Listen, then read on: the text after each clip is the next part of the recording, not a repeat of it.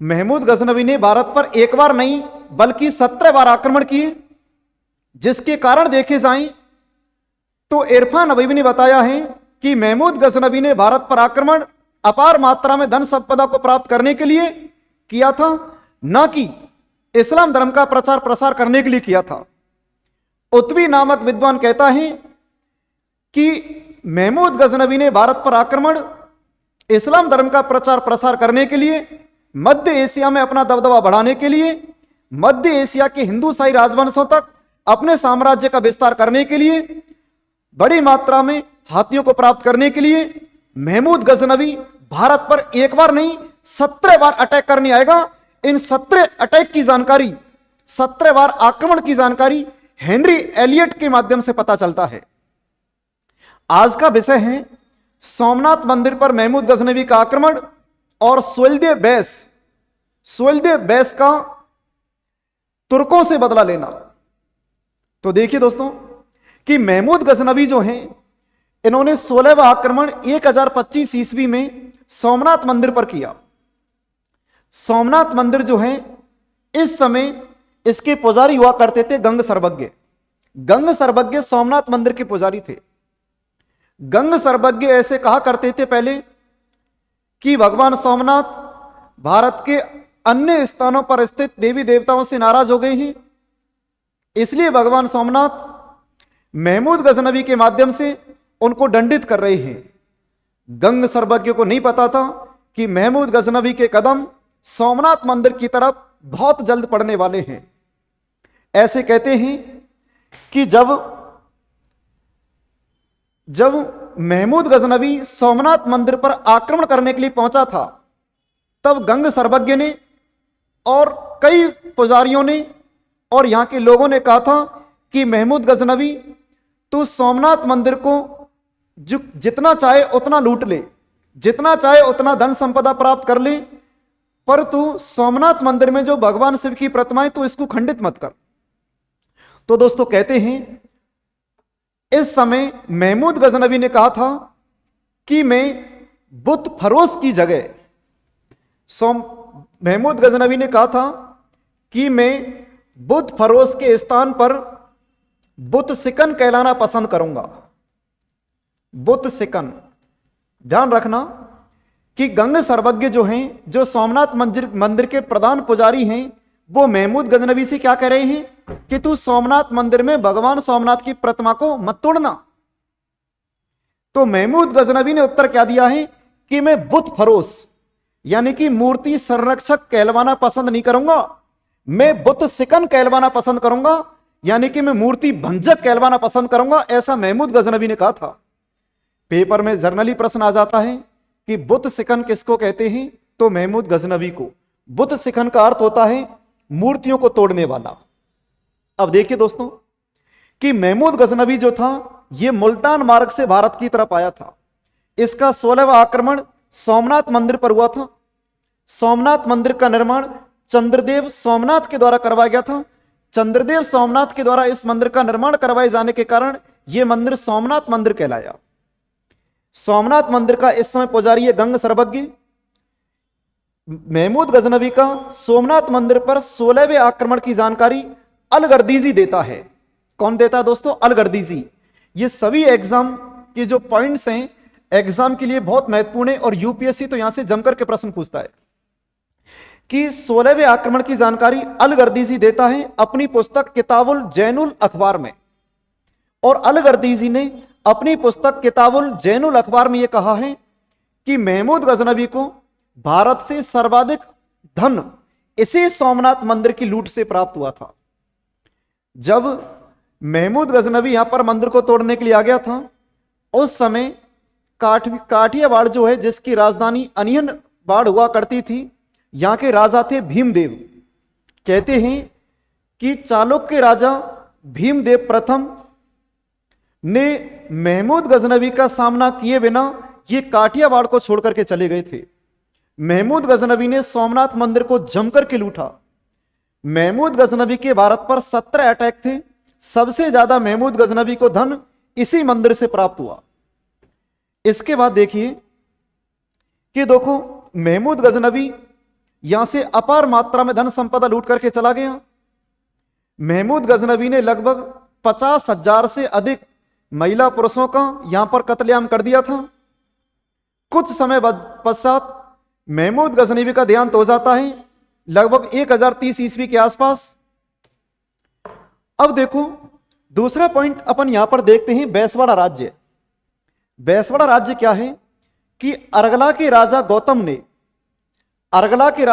गौतम ने अपनी रानी की तुर्कों से रक्षा के एवज में लोहागंज के राजकुमार अभय चंद के लिए गंगा नदी के उत्तर में 1440 गांव दिए थे। आप इसको इस डायग्राम के माध्यम से समझिए कि दोस्तों ये उत्तर प्रदेश में एक क्षेत्र है अर्गला। इस अर्गला यहां से गंगा नदी बहती है।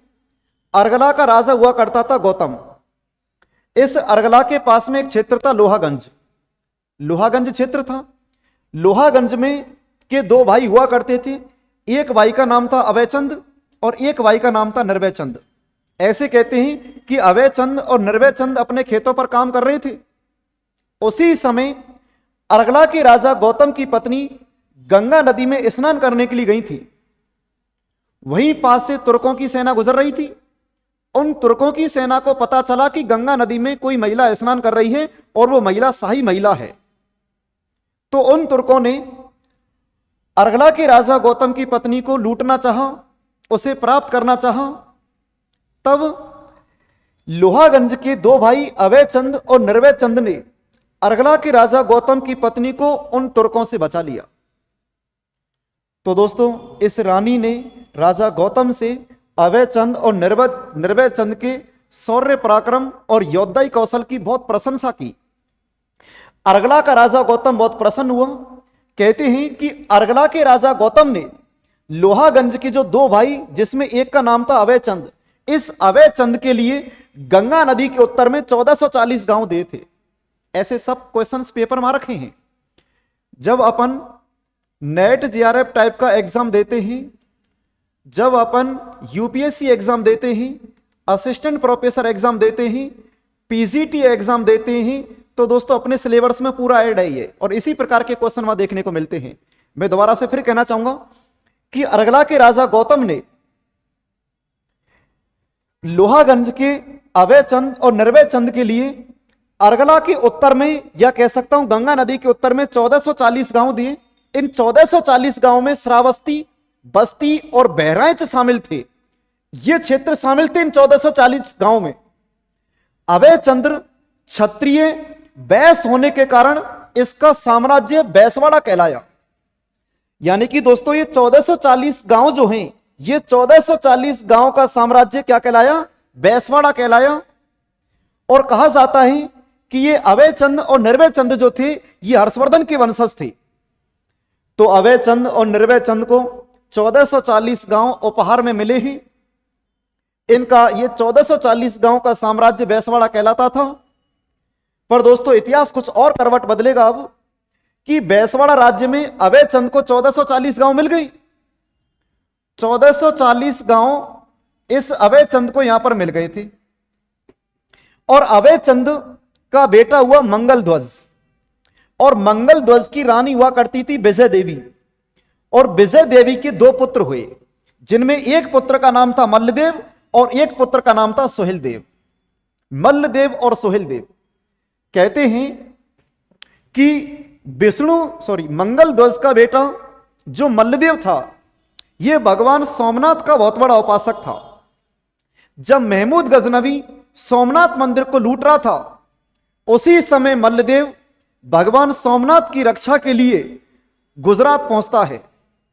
परंतु इतिहास कुछ और ही चाहता था, नियति कुछ और ही थी, कि मल्लदेव जो था ये महमूद गजनवी से लड़ते हुए भगवान सोमनाथ की रक्षा के लिए इसने अपने प्राण न्यौछावर किए। वीरता से लड़ा, शौर्य से लड़ा, पराक्रम इसने यहां पर दिखाया। परंतु परिणाम क्या रहा कि मल्लदेव महमूद गजनवी से लड़ते हुए वीरगति को प्राप्त हुआ। जब इस बात का पता मल्लदेव के छोटे भाई सोहेलदेव को चला, तो सोहेलदेव बैस ने इसी समय प्रतिज्ञा ली कि जब तक मैं महमूद गजनवी या इसके वंशजों से, या मैं इन तुर्कों से अपने भाई मल्लदेव की हत्या का बदला नहीं ले लूंगा जब तक मैं शांत बैठने वाला नहीं हूं। तो दोस्तों सोहेल देव जो थे, ये सोहेल देव शासक बनते हैं बहराइच के, ये सोहेल देव शासक बनते हैं बैसवाड़ा के। दूसरी तरफ अपन चलते हैं कि महमूद गजनवी 1030 ईस्वी में महमूद गजनवी का देहांत हो गया था। महमूद गजनवी की बहन का नाम था सित्र ए मुअल्ला। सित्र ए मुअल्ला महमूद गजनवी की बहन थी। सित्र ए मुअल्ला का निकाह सैयद सालार साहू के साथ हुआ था। सैयद सालार साहू के दो पुत्र थे, सालार मकसूद और सालार मसूद, दो बेटे थे। तो मैं कह सकता हूं कि महमूद गजनवी का भांजा हुआ करता था सालार मकसूद। जिस प्रकार से आप जो देख पा रहे हो यह सालार मकसूद है।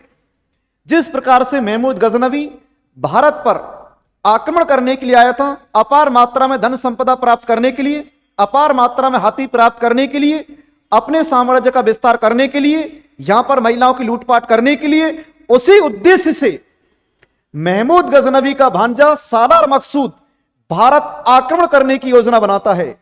परंतु वह भूल गया था क्योंकि भारत में इनसे प्रतिशोध लेने की प्रतिज्ञा ले बैठा है सोहेल देव बैस।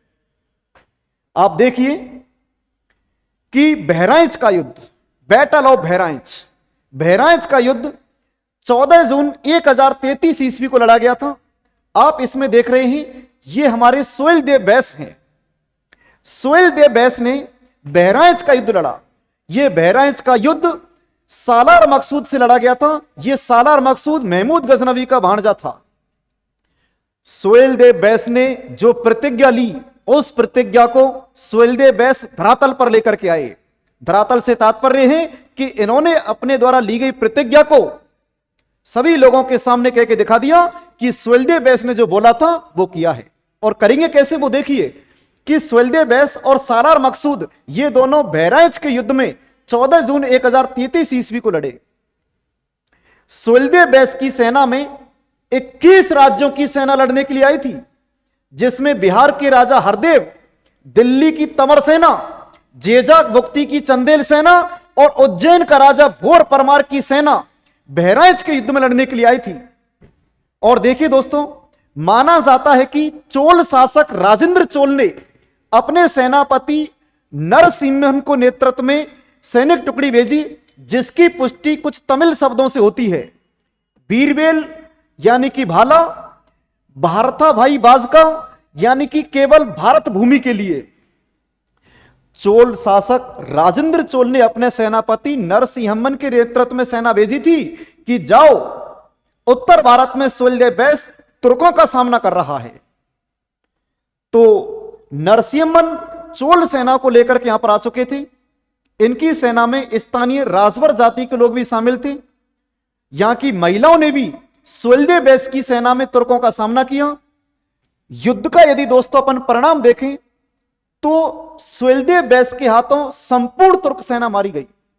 जितने तुर्क भारत की धरा पर आए थे लूटपाट करने के लिए, मंदिरों को तोड़ने के लिए, सोहेल देव बैस ने समस्त तुर्क सेना को ठिकाने लगा दिया। दूसरा, इसने सालार मकसूद की हत्या कर दी। कि सोहेल देव बैस ने सालार मकसूद की क्या कर दी? हत्या कर दी और इसकी खोपड़ी को काटा। और इसकी खोपड़ी को काटने के बाद उसको जलाया और जलाकर के इसकी राख महमूद गजनवी के पुत्र मसूद को भेज दी। मैं क्या कह रहा हूं दोस्तों कि इसको कहते हैं बदला। कि अपनों पर जब बात आ जाए तो बदला सोहेल देव बैस की तरह लिया जाना चाहिए। कि सोहेल देव बैस ने सालार मकसूद की हत्या कर दी, उसकी खोपड़ी को काटा, काट करके उसको जला करके उसकी राख को इसने महमूद गजनवी के बेटे मसूद के पास भेज दिया। कहते हैं दोस्तों, जब मसूद ने सालार मकसूद की खोपड़ी का राख देखी तो उसमें एक पत्र था और उस पत्र में लिखा हुआ था कि हे तुर्कों, यदि तुम भारत की तरफ एक संत के रूप में आओगे, एक पीर के रूप में आओगे तो भारत तुम्हारा स्वागत करेगा। और यदि तुम एक आक्रमणकारी के रूप में आओगे, तुम हमारे मंदिर तोड़ने के लिए आओगे, तुम यहां पर महिलाओं की लूटपाट करने के लिए आओगे, तुम अपने साम्राज्य का विस्तार हिंदू साम्राज्य की तरफ करने के लिए आओगे तो तुम्हारा वो हश्र होगा जो हमने सालार मकसूद का किया है। इसका परिणाम था कि सुहेलदेव बैस की डर के कारण आने वाले 150 वर्षों तक कोई भी तुर्क आक्रमणकारी भारत की तरफ आंख उठा करके नहीं देख पाया। सुहेलदेव बैस का डर, यह है सुहेलदेव बैस का भय। इतिहास दोस्तों और भी थोड़ी सी करवट बदलता है, वो आप इसमें देखिए। बाद में दिल्ली सल्तनत में मामलुक वंश हुआ, जिसे आप गुलाम वंश के नाम से पढ़ते हो। मामलुक वंश में एक राजा हुआ, एक सुल्तान हुआ इल्तुतमिश। इसका बेटा था नासिरुद्दीन महमूद। यह नासिरुद्दीन महमूद अवध का इक्तेदार बना। अवध यानी कि जहां पर बहराइच था। सुहेलदेव बैस की पहले बहराइच में प्रतिमा लगी हुई थी। सुहेलदेव बैस ने बहराइच में एक सूर्य मंदिर बनवाया था, परंतु सुल्तान इल्तुतमिश के बेटे नसरुद्दीन महमूद ने बहराइच में सुहेलदेव की प्रतिमा को तोड़ दिया। सुहेलदेव बैस के द्वारा बनवाई गई सूर्य मंदिर को नेस्तनाबूद कर दिया। इसने बहराइच में सालार मकसूद की दरगाह बनवाई। देखो दोस्तों, यहां पर इतिहास को दबा दिया जाता है। इन आक्रमणकारियों ने अपने विफल आक्रमणकारियों के क्या बनवा दी, यहां पर दरगाह बनवा दी कि जिस सुहेलदेव बैस ने सालार मकसूद की खोपड़ी को जला करके उसकी राख को भेज दिया था, इस नसरुद्दीन ने बहराइच में सुहेलदेव की प्रतिमा को तोड़ दिया, सूर्य मंदिर को नेस्तनाबूद कर दिया और सालार मकसूद की दरगाह बनवा दी।